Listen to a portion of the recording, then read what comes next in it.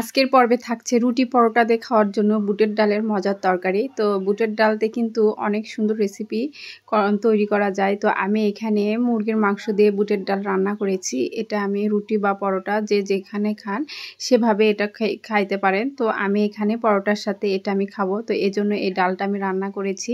তো এই ডালটা কিন্তু খেতে খুবই মজা ছিল। এভাবে রান্না করলে অবশ্যই আপনাদেরও অনেক বেশি ভালো লাগবে। তো আমি কিন্তু এখানে মুরগির মাংস দিয়ে রান্না করেছি, তো দেখতেই পাচ্ছেন। তো একটা কিন্তু আমি পরোটা দিয়ে এইভাবে ছিঁড়ে খাচ্ছি। তো খুবই মজা ছিল রান্নাটি। চলেন রেসিপি শুরু করি।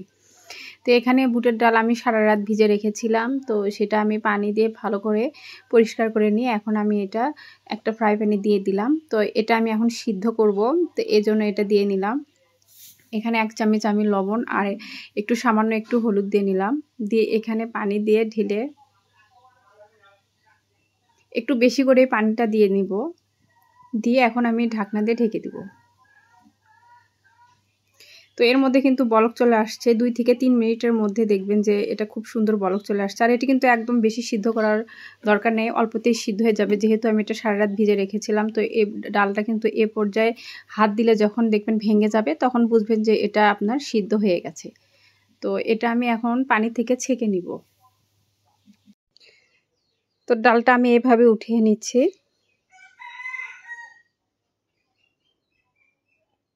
তো এই ডালের পানিটা কিন্তু আমি ফেলে দিব না, এটা আমি একপাশে রেখে এটা ঢেকে রাখবো, পরে আমি এই রেসিপিতে ব্যবহার করব। তো এখন আমি এগুলো তুলে এটা পরিষ্কার করে এখন আমি এখানে সরিষার তেল পর্যাপ্ত পরিমাণ দিয়েছি। এই বুটের ডাল রান্নায় কিন্তু তেলের পরিমাণ একটু বেশি পরিমাণে দিবেন, তাহলে কিন্তু খেতে ভালো লাগে। তো এখানে আমি জিরা, কয়েকটা গরম মশলা আমি দিয়ে নিলাম। দারচিনি আছে, সাদা এলাচ আছে, জিরা আছে, আপনার লং আছে। তো দিয়ে পেঁয়াজটা দিয়ে খুব ভালোভাবে আমি ব্রাউন করে ভেজে নিয়েছি। তো এটা কিন্তু আমার একপাশে কিন্তু এটা ভাজা শেষ। দেখবেন যে পেঁয়াজের কালারটা ব্রাউন হয়ে আসছে। এখানে আমি গুঁড়া মরিচগুলো দিলাম, হলুদের গুঁড়া, মরিচের গুঁড়া, ধনিয়ার গুঁড়া, আর এখানে আদা রসুন বাটা, জিরা বাটা একসাথে এটা আমি আগেই দিয়েছি। তো দেখতে পাচ্ছেন এটা আমার ফ্রিজে ছিল, সেটা আমি দিয়ে নিয়েছি। তো দিয়ে খুব মশলাটা কিন্তু খুব ভালোভাবে আমি কষিয়ে নিয়েছি। যখন উপর থেকে তেল ভেসে আসছে তখন এখানে আমি মুরগির মাংস দিয়েছি। তো এটা আমি পরোটার সাথে খাবো, এই জন্য শুধু মুরগির যে বুকের যে মাংসটা সেটা আমি নিয়েছি। এটা আমি ছোট ছোট করে কেটে নিয়েছি। এভাবে কিন্তু মাংসটা কেটে দিলে আপনার রুটি বা পরোটার সাথে খেতেও ভালো লাগে। আর ছোট ছোট পিস করে কিন্তু আসলেই খেতে অনেক মজা। তো আমি এখানে হাড় কোনো ব্যবহার করিনি, মুরগির শুধু বুকের মাংস দিয়ে রান্না করছি। তো সিদ্ধ রাখা ডালটা দিয়ে দিলাম। মুরগির মাংস আপনারা একটু কষার পরে এই ডালটা আপনি দিয়ে দিবেন, দিয়ে দুইটা খুব ভালোভাবে কষিয়ে নেবেন। তো মুরগির মাংস দিয়ে কিন্তু 5 মিনিটের মতন কষিয়ে নেবেন। তারপরে কিন্তু এই ডালটা আপনারা দিয়ে নেবেন।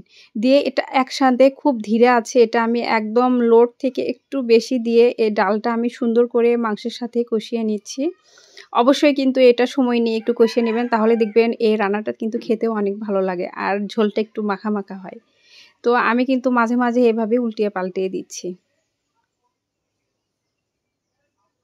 তো ঢাকনা দিয়ে ঢেকে দিলাম। তো মুরগির এই বুটের যে মাংসটা এটা কিন্তু আমার খুব সুন্দর কষা হয়েছে। তো এই যে দেখেন যে পানিটা আমি রেখেছিলাম, এটা আমি ঢেকে রেখেছিলাম, সেজন্য গরমই আছে।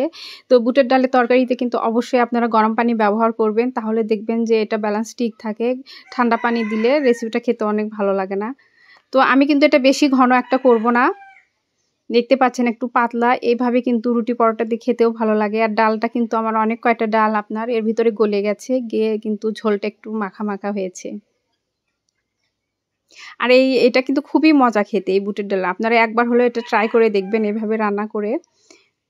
তো এটা কিন্তু আমার রান্না শেষ, আমি এটা এখন সার্ভ করব।